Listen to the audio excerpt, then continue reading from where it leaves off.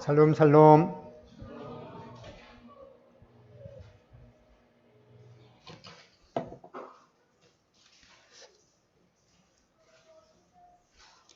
주보에 있는 대로 오늘 말씀 제목이 어리석은 영끌 부자입니다. 혹시 영끌이라는 말을 어디서 들어본 것 같은데 정확한 뜻을 잘 모르시는 분이 계신지 모르겠습니다. 사실 저도 몇 번 들었는데 어제 네이버 사전을 조회해보고 정확한 뜻을 사실 알게 되었습니다. 코로나가 시작된 지 거의 이제 1년 반 정도 되어 가죠. 2020년 말에 코로나19 이후로 신조어들이 몇 가지 이렇게 생겨났는데, 보통 사람들이 이제 감염 위험이 있어서 거의 이제 집콕을 하게 되다 보니까 운동도 부족하고 또 이제 스트레스도 받으니까 뭘 자꾸 먹으니까 이제 체중이 늘어난 사람을 갖다가 확진자라고 그런 이제 용어도 생겨났습니다. 그리고 또 뭐 여러 가지 이유로 인해서 주택 가격도 폭등하고 또 그렇게 되자 또 2030 세대들이 기존의 월급 받아갖고는 뭐 집 한 칸 얻기도 힘들겠다 이렇게 생각을 해서 온갖 수단을 동원해서 심지어는 이제 자기 영혼까지 끌어다가 대출을 받아서 부동산이나 주식에 투자하는 사람을 영끌 투자자라고 이렇게 생겨서 자기 영혼까지 끌어다가 대출 받아서 무슨 사업에 투자하는 사람을 이제 영끌하는 사람이다라고 하는 그런 용어가 생겨났다고 합니다. 성경에 보면은 돈에 관한 그런 교훈이 상당히 많이 나옵니다. 그만큼 이 돈에 대해서 어떻게 생각하고 어떻게 사용하는가에 따라서 그 사람의 삶과 또 인격에 영향을 주기 때문에 그렇게 한 것 같습니다. 오늘은 누가복음에서 말씀 제목처럼 어리석은 영끌 부자의 내용을 통해서 우리 인생 가운데 무엇이 진정으로 중요한지 한번 살펴보겠습니다. 누가복음 12장 13절로 21절입니다.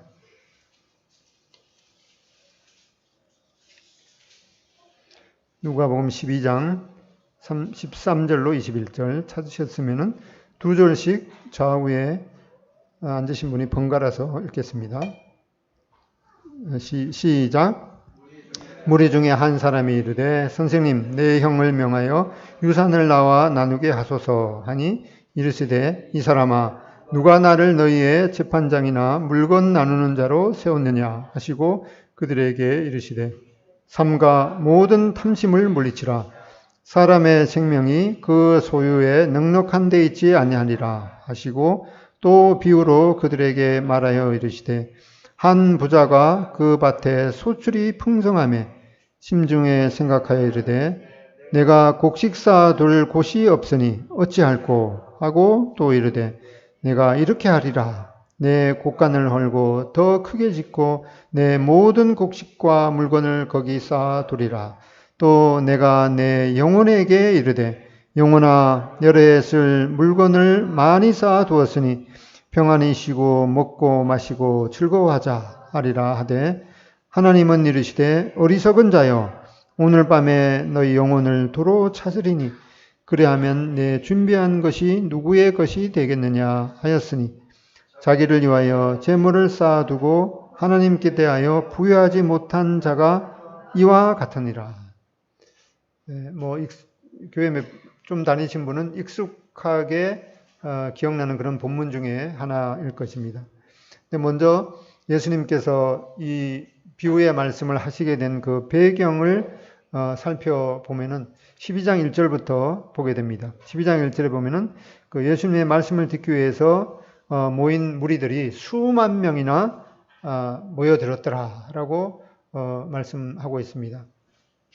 그리고 나서 그 수만 명의 사람들에게 주님께서 여러 가지 아주 중요한 메시지를 전합니다.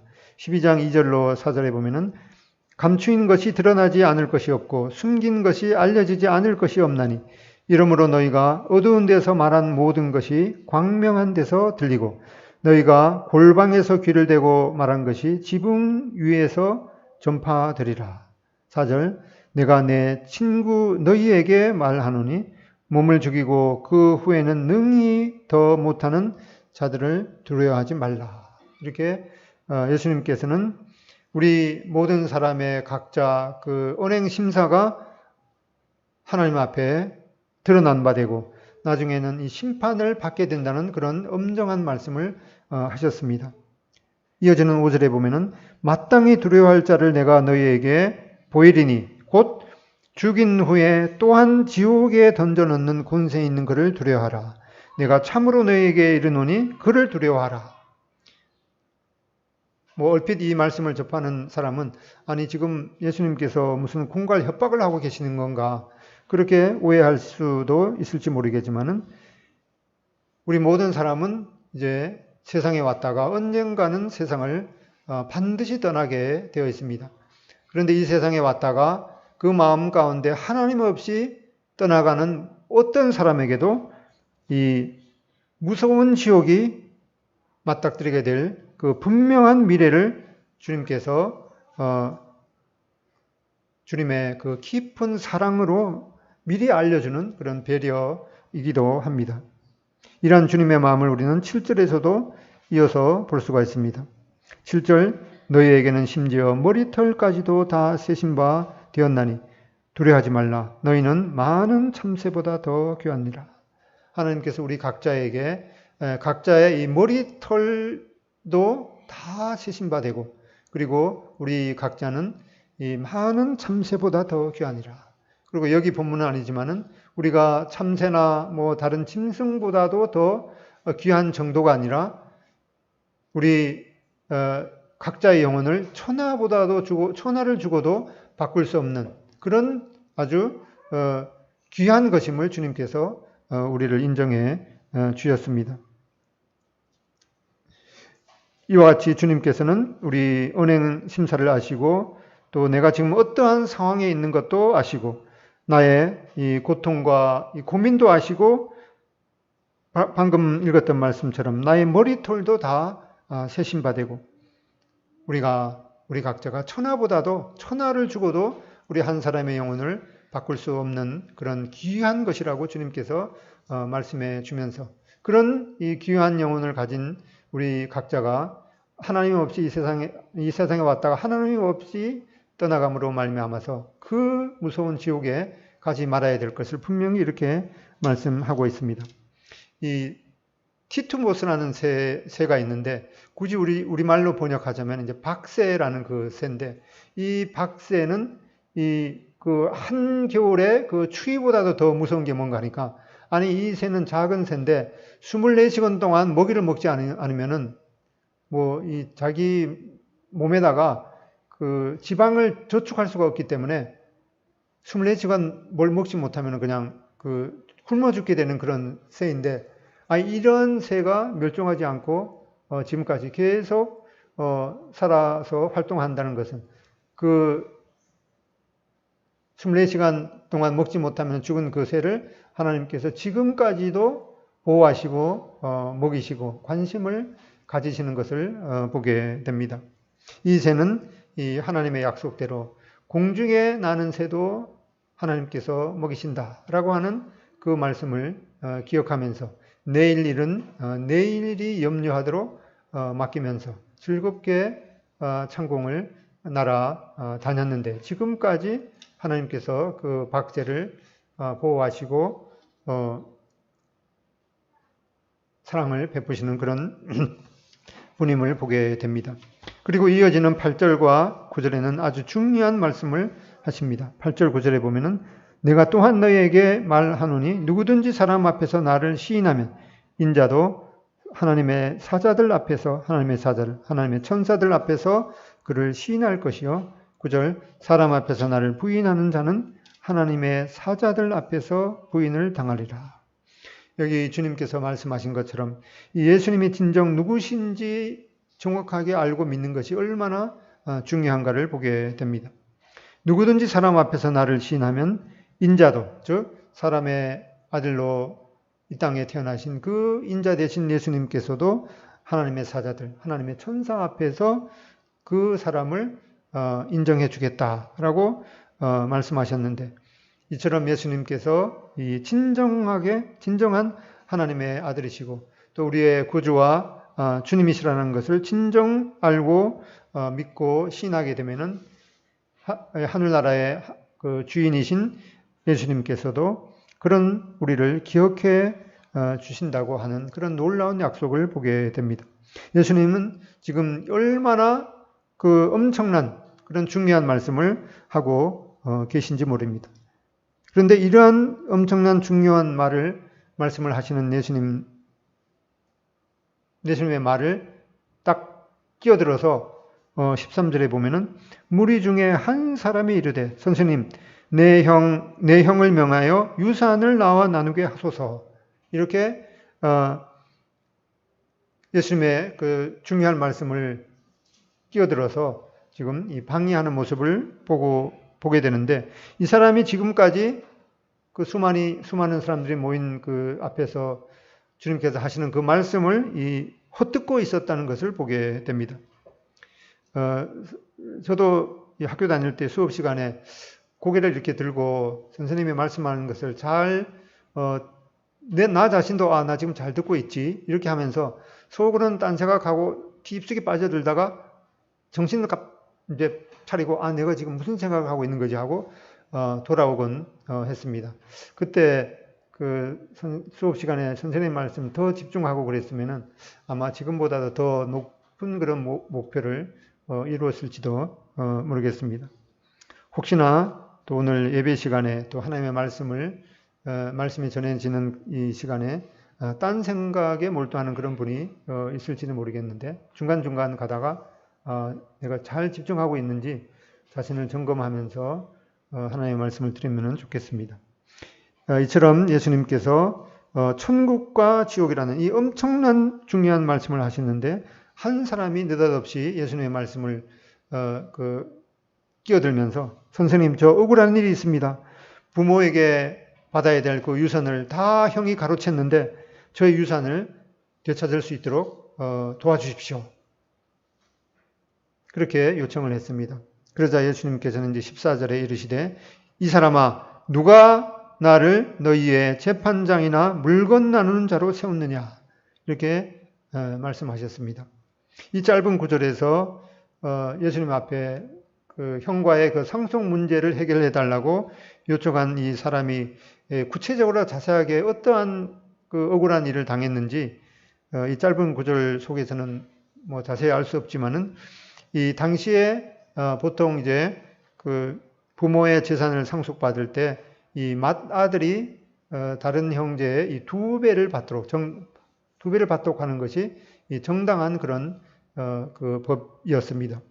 또한 이러한 상속 문제에 대해서 이제 어떤 그 문제가 생기면은 그 유대인 랍비, 즉 유대인 그 선생님들이 그런 상속 문제를 이제 조정해 주었기 때문에 이 사람의 요청은 이제 예수님을 이제 랍비, 예수님을 선생님으로 알기 때문에 그 요청이 잘못된 것이라고는 말할 수가 없을 것입니다. 다만 지금 이 순간에 예수님께서 그 영원한 하나님의 나라에 대해서 말씀하시는 이 엄숙한 순간에 이 사람은 이제 땅에 속한 그런 그 현실적인 염려를 해결해달라고 요청했기 때문에 말하자면 이제 눈치 코치가 없는 그런 것이 문제였던 것 같습니다.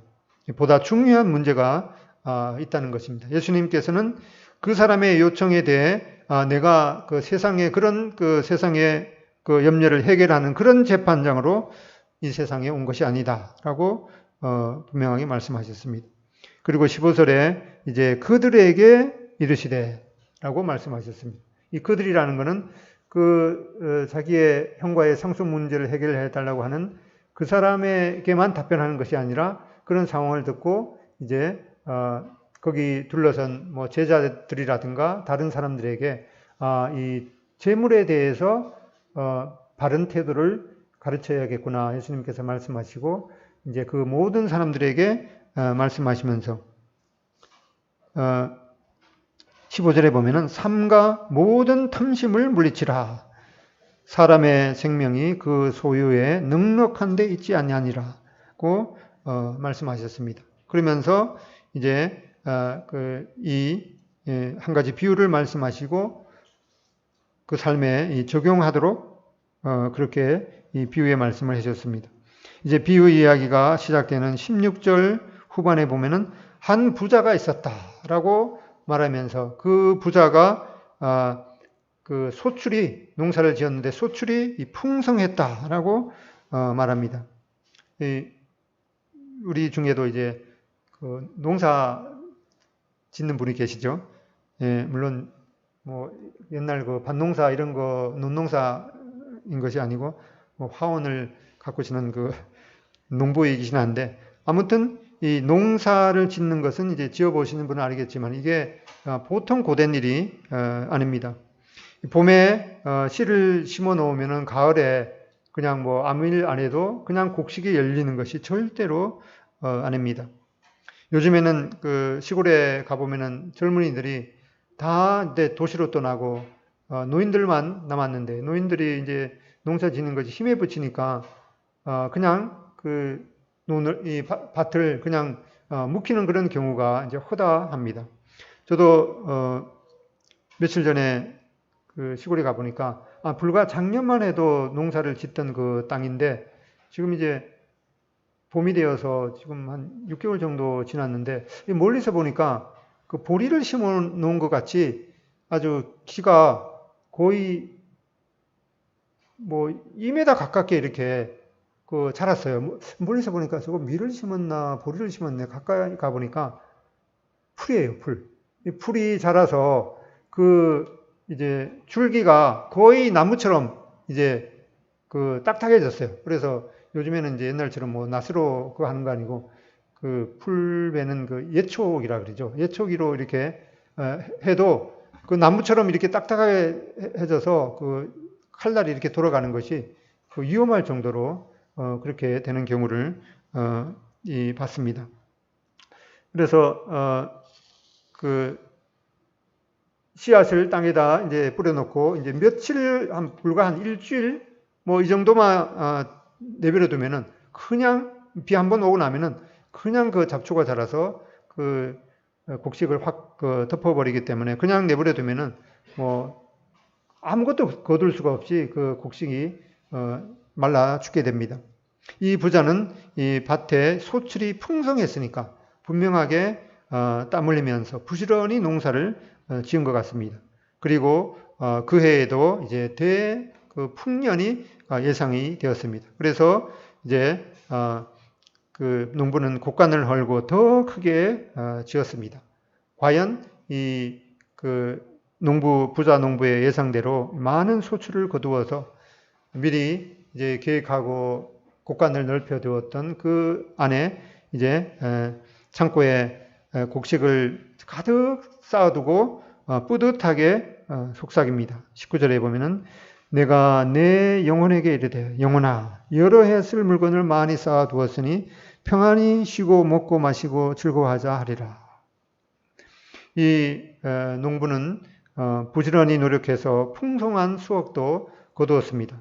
그리고 이 성견 지명이 있어서 미리 창고도 크게 지었기 때문에 이 사람은 아주 주도 면밀한 사람임에 틀림없습니다. 누가 이 사람의 행동에 대해서 문제를 삼을 수가 있겠습니까? 남들 잠자는 밤에 일어나서 그 밭에 물을 대고 또 땡볕에 이 잡초도 뽑으며 또 휴일에 남들은 놀러 갈 때 손에 쟁기를 잡고 밭을 일구어서 풍성한 수확을 거두었는데 뭐가 문제가 되겠습니까?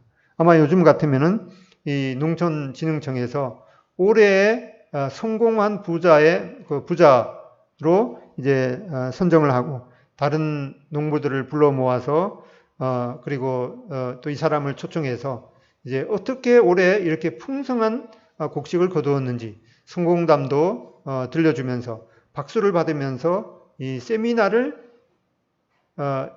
이제 그런 사람인데, 그런데 이 자만하는 이 순간에 하나님께서 이 농부에게 말씀합니다.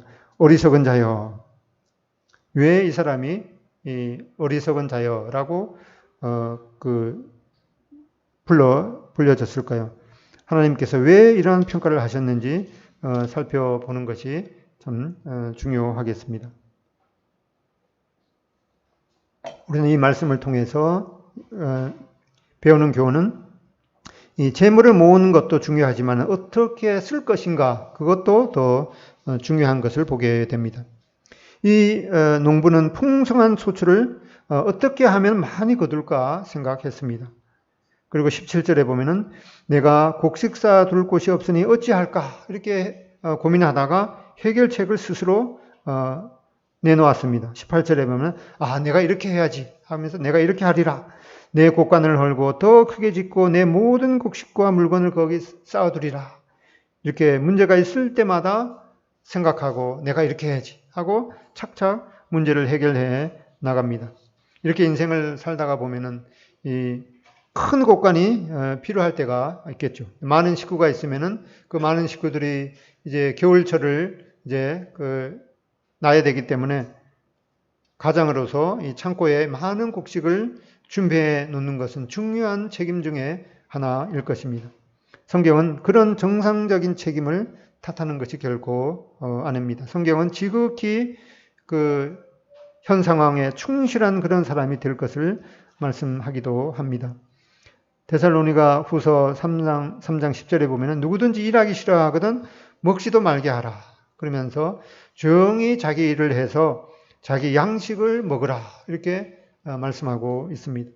또 잠언 6장 6절에 보면 게으른 자여 계미에게 가서 그가 하는 것을 보고 지혜를 얻으라. 계미는 두목도 없고 감독자도 없고 통치자도 없는데 먹을 것을 여름 동안에 예비해서 추수 때에 양식을 모으느니라.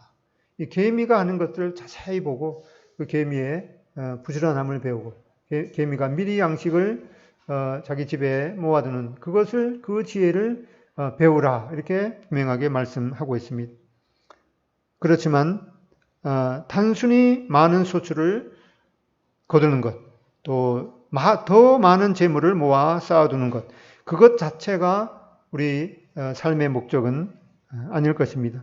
삶의 목적이 이 돈 많이 버는 것, 땀 흘리고 또 밤잠 안 자고 또 지혜를 짜내고 여기에 부자처럼 이 영혼까지 끌어다가 투자하고 또 열정을 쏟아내서 일확천금을 모으는 것, 그것 자체가 삶의 목적이라면은 그 사람은 이 사람이 아니라 그냥 이 돈 버는 기계에 지나지 않을 것입니다. 예수님께서 이 비유를 말씀하신 그 목적을 우리는 15절에서 다시금 새겨보는 것이 중요하겠습니다. 15절에 삼가 모든 탐심을 물리치라. 사람의 생명이 그 소유에 넉넉한 데 있지 아니라. 바로 주님께서는 이 말씀을 마음에 새기고 삶에 적용하도록 이 비유의 말씀을 해 주셨습니다. 마이더스의 손이라는 이야기 아시죠? 우리말로 굳이 번역하면은 황금의 손이라는 그런 뜻인데, 이 마이더스의 손 이야기는 그리스 로마 신화에 나오는 이야기에서 비롯된 얘기인데, 이 미다스라는 이 왕은 이미 자기가 왕이기 때문에 엄청난 재산을 가지고 있었음에도 더 많은 재산을 가지려고 이제 신에게 찾아갔습니다. 그러면서 내가 손을 대는 모든 것이 황금으로 변하도록 하는 그런 능력을 주십시오라고 청구했는데 미다스의 요청대로 그 신은 이 미다스에게 미다스가 만지는 모든 것이 황금이 되도록 하는 그런 능력을 허락해 주었습니다. 사실 지금 이런 내가 만지는 모든 것이 황금으로 변하는 그런 능력을 우리가 가진다면 정말 신날 것 같아요. 그리고 기대도 되고 그런데 이 미다스 왕은 이 모든 것을 황금으로 만드는 그 능력으로 인해서 오히려 이 엄청난 그런 비극 가운데 빠질 수밖에 없었습니다. 왜 그런가 하니까 이 미다스가 원하는 것을 황금으로 만드는 것이 아니라 미다스 왕이 만드는 모든 것을 이제 황금으로 만드는 그런 능력을 구하고 그것이 허락되었기 때문에 이 미다스의 요청대로 그가 만지는 모든 것이 이제 황금으로 변하게 되었습니다. 미다스는 그런 능력을 받자마자 우선 자기가 타던 그 마차를 황금으로 만들어 버렸습니다. 그리고 시계도 금시계로 만들고, 그리고 구두도 금구두를 만들고, 또 자기가 살고 있는 그 집도 이제 황금으로 만들어 버렸습니다. 그렇게 밥도 안 먹고 한나절 동안 신나게 돌아다니다가 이제 집에 들어와서 이제 그 왕비가 아내를 보고 여보 이제 우리 세상에서 제일 우리만큼 부자 없어요 하고 덥석 잡았는데 어떻게 됐을까요? 그 왕비가 황금으로 변해버렸습니다. 그리고 그에게 있던 이 공주, 딸도 우리 공주도 있는데 공주도 황금으로 변해버렸습니다. 그리고 숟가락도 이제 황금 숟가락인데 그 이제 황금 숟가락을 가지고 밥을 그 진수성찬을 먹으려 하는데 닿는 것마다 음식이 이제 황금으로 변해 버렸습니다. 이렇게 이 미다스 왕은 채 하루가 되기도 전에 후회를 하고 다시 신에게 가서 제발 원래대로 그 내가 그 만지는 것마다 황금이 되는 그런 것이 되기 전의 상태로 제발 돌려달라고 애원했다는 것입니다. 우리에게 정말 필요하고 소중한 것은 이 황금보다도 그 수많은 황금보다도 사랑하는 아내와 가족일 것입니다. 그리고 우리가 원하는 것은 황금 잔이 아니라 이 도자기 잔이라도 그 안에 있는 이 한 모금의 생수일 것입니다. 정말 우리들에게 중요한 것은 이제 사람들 간에 서로 주고받는 이 사랑과 우정만큼 중요한 것이 없을 것입니다. 생각해 볼 필요가 있습니다.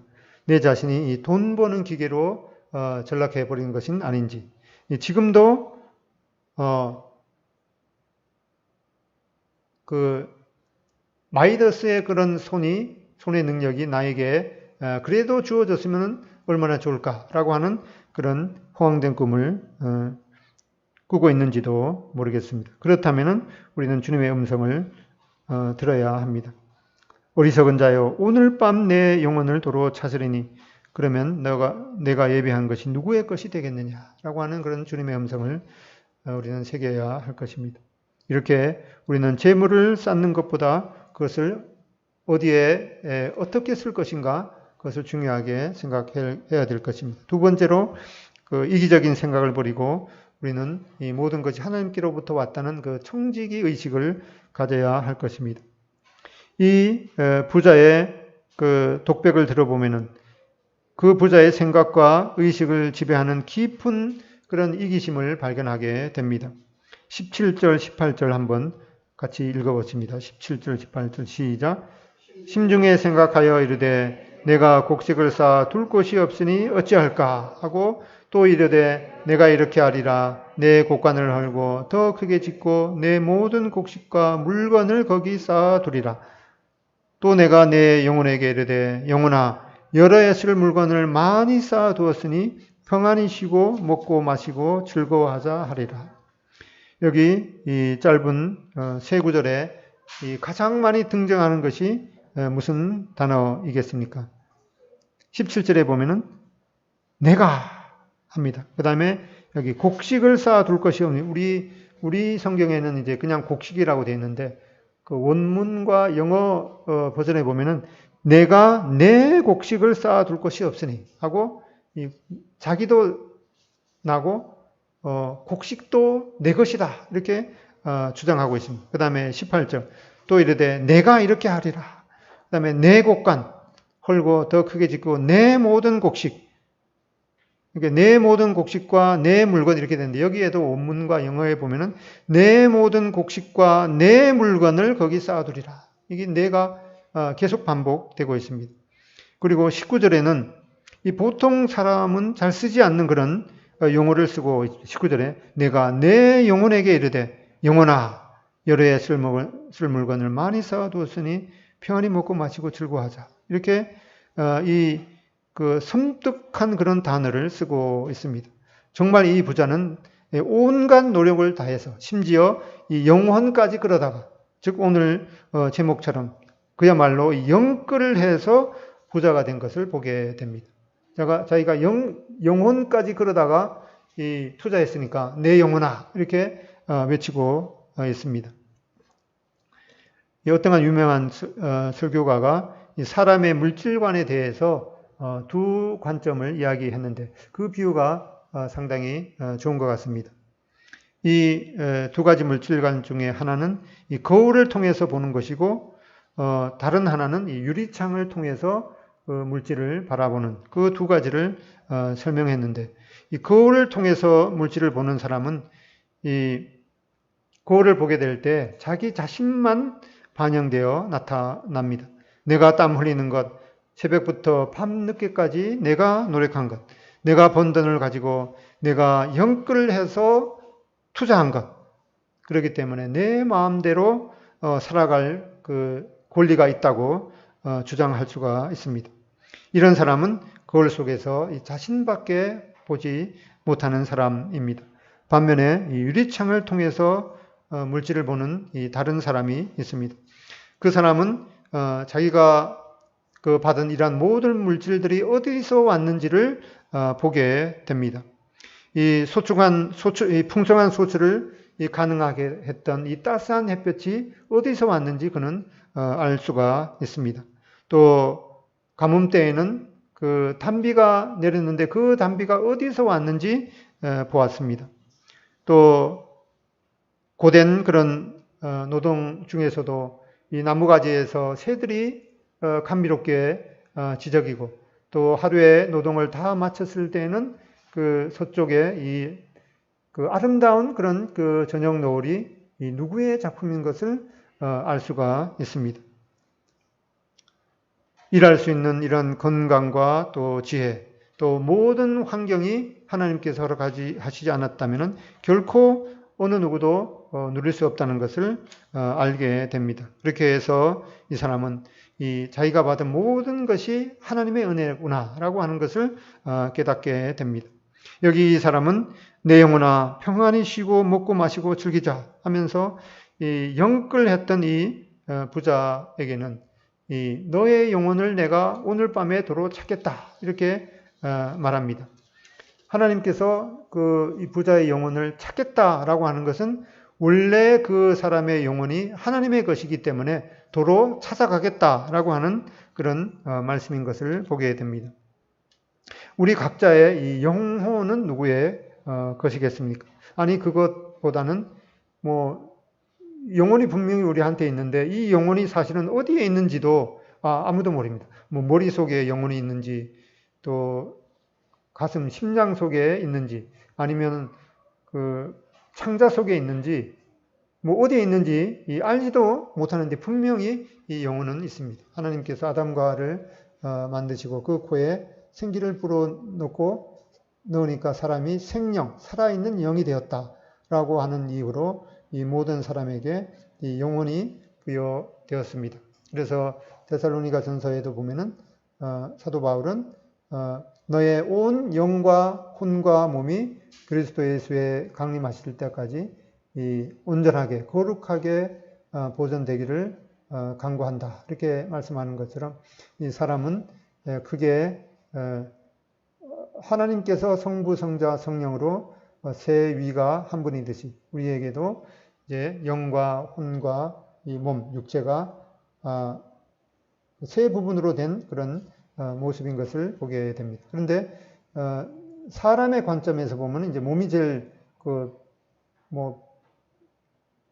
처음에 이제 보게 되는 그런 거기 때문에 몸과 혼과 영 이렇게 생각할 수가 있겠지만은 하나님의 입장에서 볼 때는 영과 혼과 육이다 이렇게 말씀하고 있습니다.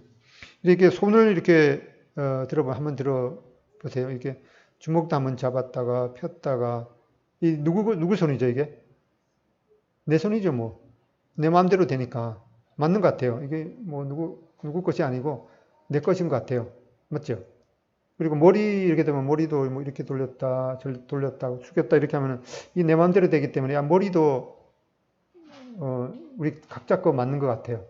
뭐 하나님이 일단은 지어 주시게 했지만은 내 마음대로 되니까 이게 내 거 같아요. 그래서 그리고 뭐 발도 이렇게 움직여도 내 마음대로 되고 이러는데 이제 초등학교 요즘에는 뭐 그게 동화가 있는지는 모르겠는데 그 옛날에 보면은 그 곰이 다가왔을 때 곰은 그 죽은 뭐 시체를 안 먹는다 뭐 그게 진짜인지 어쩌는지는 조사해봐야 실제로 당해봐야 되겠지만은 곰이 그 죽은 시체를 안 먹는다 그래갖고 곰이 다가오니까 눈을 감고 숨 죽이고 딱 죽은 척 하면은 이제 곰이 뭐 왔다가 그냥 이제 돌아간다 하는 그 이야기가 있어서 실제로 뭐 어떤 사람이 그렇게 했다고 하는데 그래서 이제 곰이 다가온다고 생각하면 이제 빨리 어디 숨을 곳도 없기 때문에 그냥 고개 숙이고 숨을 딱 죽이고 이제 죽은 척 할 수는 있죠. 근데 한 숨 죽이는 거 기껏해야 이제 많이 하는 사람은 뭐 5분도 할 수 있는데 뭐 보통 사람은 한 2, 3분 하면은 이제 더 이상 숨을 참지 못할 것입니다. 그런가 보니까 이 목숨도 사실은 내 마음대로 할 수 있는 것은 한 2, 3분밖에 이제 안 돼요. 그런 거 보면은 이 목숨도 사실은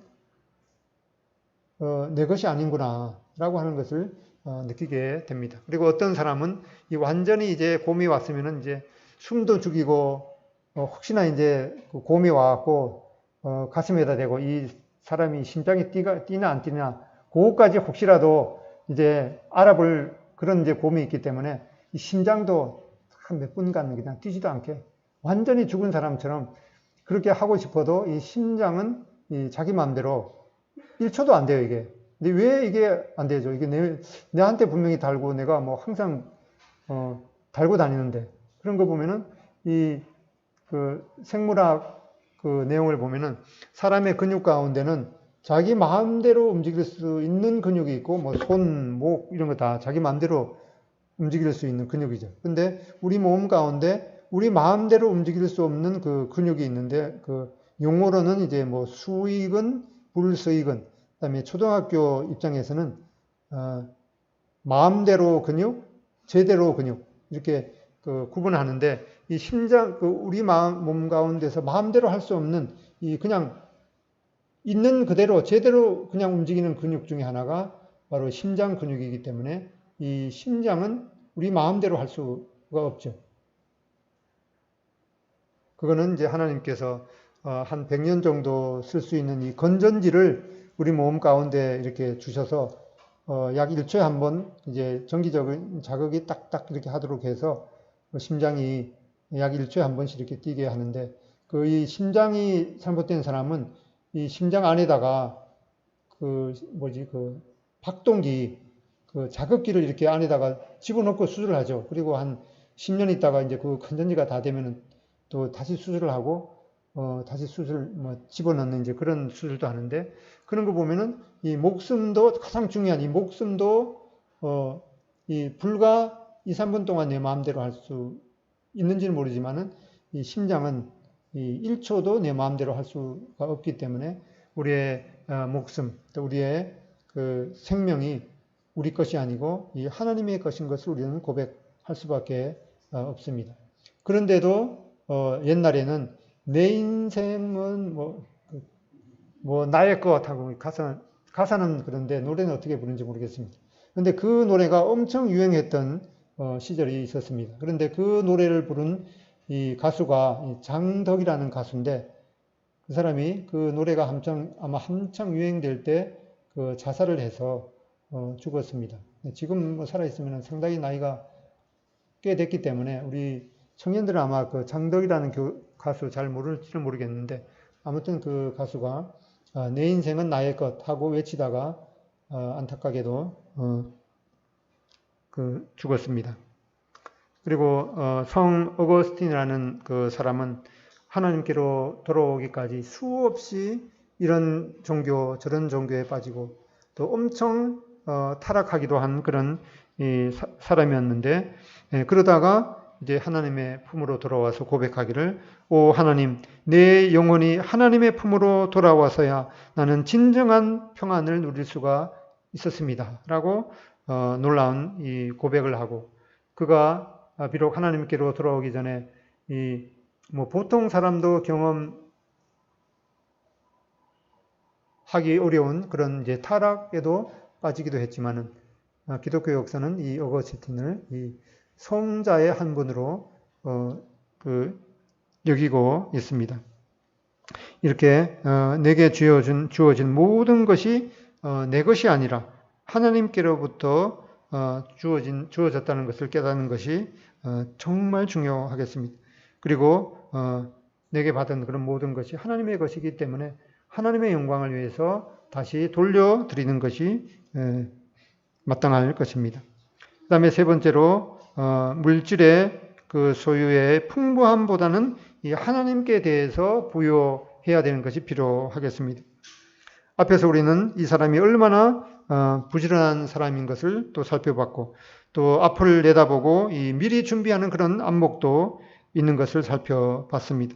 한편으로 그의 모든 이 건강과 지혜, 그리고 수출이 풍성했던 그런 것은 이 하나님의 도우심과 또 하나님의 은혜가 아니었다면 결코 자기 노력, 이 자기의 능력으로 이룰 수가 없었는데, 이 사람은 이 자기 노력으로 또 자기의 재능으로 일군 것이라고 착각했습니다. 그는 가장 중요한 것을 이 부자는 놓쳤습니다.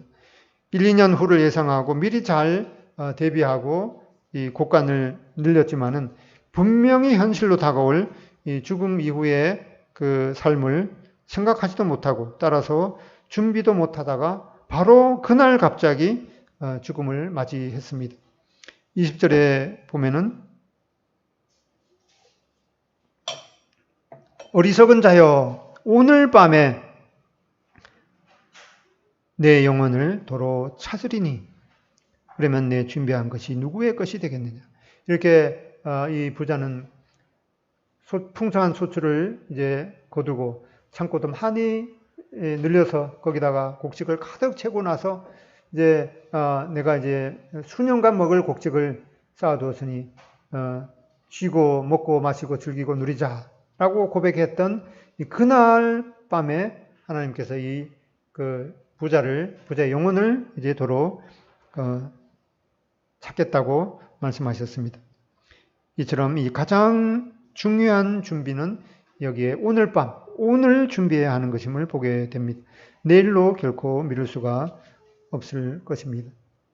어떤 사람이 유명한 말을 했는데, 오늘은 이 어제 죽은 사람이 그렇게 살기를 원했던 내일이다라고 하는 그런 명언이 있습니다.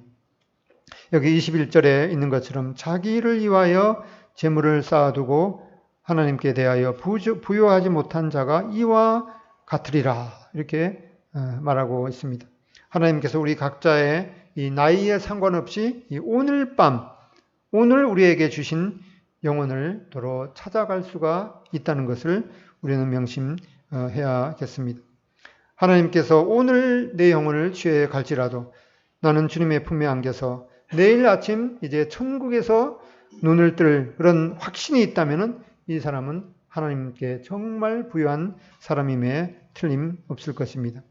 인생의 목적이 무엇인가를 이제 하나님 안에서 발견하고, 또 하나님이 기뻐하시는 뜻 안에서 인생의 그 목표를 세우고, 또 하나님께 영광을 드리는 그러한 소중한 목적을 향해서 한 발, 두 발 걸어가는 그 사람이야말로 하나님 앞에 이 부유한 사람임에 틀림없습니다. 내게 주신 모든 재능, 또 내게 허락한 모든 것들이 이 나에게서 나온 것이 아니고 전적으로 이 하나님의 은혜라는 것을 또 발견하고 감사하고, 또 그것들을 이 유익한 목적을 위해서 사용하는 그 사람이야말로 하나님 앞에 하나님께 대하여 부유한 그런 자임에 틀림이 없을 것입니다. 지난주에 이 미국에서 전직 경찰이었던 사람의 있었는데, 갑자기 이제 그 부인이 이제 요즘에는 이제 자기 통장 잔고를 핸드폰으로 이제 확인할 수가 있으니까 눈이 동그래져 갖고 그 부인이 여보 이 내 통장의 잔고를 보세요 하면서 세어보니까 56하고 0자가 9개나 붙어 있었어요. 그 우리나라 돈으로 따지면은 56조가 되는 돈이 자기 통장 안에 찍혀 있었던 거예요. 그래서 혹시나 또 잘못 받는가 하고 그 다음날 조회해봐도 역시 그대로 있어요. 또 그 다음날 조회해봐도 또 있어. 그래갖고 4일 지나도 이 56조라는 그 어마어마한 그런 돈이 자기 그 통장에 있기 때문에 이 사람은 이제 전직 경찰이었기 때문에 가만히 생각해 보니까 혹시라도 그 우리 친척 중에 이제 삼촌인가 약간 이제 부자로 살았대요. 그래서 이 삼촌이 돌아가셨는데 이 삼촌이 그 엄청난 유산이 있어서 이걸 받을 사람이 없어서 혹시라도 나를 상속자로 지정을 해서 내 계좌에 들어온 건가 이게 고민하다가 그런 돈을 이제 함부로 썼다가는 이제 횡령죄에 걸리기 때문에 이 사람이 이제 전직 경찰이었기 때문에 그걸 아는 거죠. 그래서 이제 은행에다가 신고를 하니까 이제 아니나 다를까 이 은행에서 그 전산착오로 입력이 됐다가 이제 도로 취해 갔다고 합니다. 그러면서 자기는 이 4일 동안 세계에서 그 부자 순위 25위에 링크되었다는 그 경험이 나쁘지는 않았다고 그렇게 했다고 합니다. 이러한 그 56조의 그 돈보다도 더 사실은 엄청난 그런 그 특권을 우리가 가지고 있고 또 누리고 있습니다. 미국 시민권도 취득하기가 쉽지 않은데 우리는 이 영원한 하나님의 나라의 시민권을 가지고 있습니다. 가지고 계십니까? 네, 별로 뭐 탐탁지 않은 것 같이 대답하시네. 네. 빌립보서 3장 20절에 보면은 그러나 우리의 시민권은 하늘에 있는지라. 우리의 시민권이 분명히 지금 약속을 받았지만은 우리의 시민권이 하늘나라의 시민권을 가진 자다라고 말하고 있습니다. 거기로부터 구원하는 자, 곧 주 예수 그리스도를 기다리노니 그가 만물을 자기에게 복종하게 하실 수 있는 자의 역사로 우리의 낮은 몸을 자기 영광의 몸의 형체와 같이 변하게 하시리라. 그 천국 시민권을 가지고 주님께서 우리를 데리러 오실 때 우리는 주님과 같이 영광스러운 몸으로 부활해서 주님을 공중에서 맞이하고 또 하늘에 속한 모든 것들을 이제 유업으로 받을 그 유업이 그 가치가 56조에 비할 수 있겠습니까? 그런데 이 56조의 돈을 불과 사흘 동안에 누리다가 그냥 그 마음만 이렇게 누리다가 반납할 수밖에 없었는데 우리가 예수 그리스도를 구주와 주님으로 영접하고 그것으로 인해서 하나님께서는 우리를 이 하늘나라에 들어갈 수 있는 시민권을 주시고 하나님의 자녀로 삼으셨습니다. 그리고 뿐만 아니라 하나님께서 부족한 우리를 하나님의 자녀로 선택하신 것에 대해서 결코 후회함이 없으시니라 라고 말씀하셨습니다. 히브리서 보면은 돈을 그 족한 줄로 알고 그 하나님의 사랑을 확신하려고 하면서 내가 과연 이 과연이라는 말이 몇 번 원래 원문에 사용되어 있는가 하니까 5번 사용이 되었습니다. 다른 그 번역에 보면 그냥 never 이렇게 하는데 그 원래 그 원문에는 결코 버리지 않겠다. 절대로 버리지 않겠다. 뭐 이러한 이 절대로 안 하겠다는 말을 5번 했는데 이 말을 4번 하면 안 돼요. 4번 하면 도로 돌아오거든요. 아니다. 정말 아니다. 그러면 아닌 거죠. 4번 하면 그냥 원래대로 돌아와 버리는데 하나님께서는 딱 5번 하셨어요. 그러니까 절대로 우리를 버리지 않겠다라고 하는 그런 약속을 하셨기 때문에 이 놀라운 약속은 이 56조의 그런 값어치에 결코 비교가 안 될 것입니다. 하나님께서는 우리가 이런 물질에 대해서 어떤 태도를 가져야 하는지 있는 것을 족하게 여기라고 이렇게 분명히 말씀하죠. 그리고 또한 다른 구절에 보면은 하나님께서는 너희가 하나님과 재물을 겸하여 숨기지 못하리라 라고 마태복음 6장에도 말씀하고 있는데 여기 재물이라는 말이 원래 그 원문이 이제 맘몬이라고 하는 그 용어입니다. 그러니까 우리가 하나님을 유일한 신으로 섬겨야 되는데 이 재물을 신으로 그럴 위험에 있다는 거죠. 그래서 맘몬 신을 섬길 것인가, 유일한 하나님을 섬길 것인가를 우리가 결정해야 된다고 경고하고 있습니다. 우리는 누구나 이 재물을 우상으로 섬길 그런 위험을 가지고 있기 때문에 그런 경고를 새길 필요가 있겠습니다. 재물을 모으는 것도 중요하겠지만은 어떻게 쓸 것인가가 중요합니다. 또 이기적인 생각을 버리고 모든 것이 하나님께로 나왔다는 또 하나님께로 돌려드려야 된다는 그런 청지기 의식이 필요할 것입니다. 그리고 재물을 추구하면서 이 맘몬신을 섬길 것이 아니라 유일하신 하나님께 대해서 부요하는 것이 필요하겠습니다.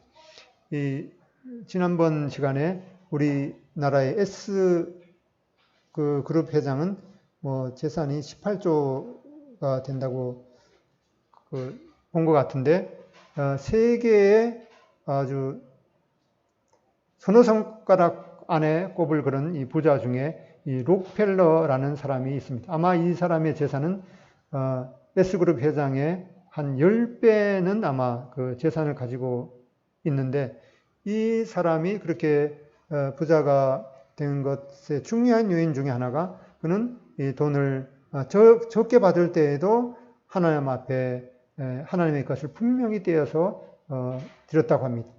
그리고 돈을 많이 벌 때 1조에 우리가 하나님 앞에 최소한의 그 11조를 하나님 앞에 드린다는 것은 쉽지 않겠죠. 1조에 대한 11조가 얼마죠? 계산이 잘 안 되는데.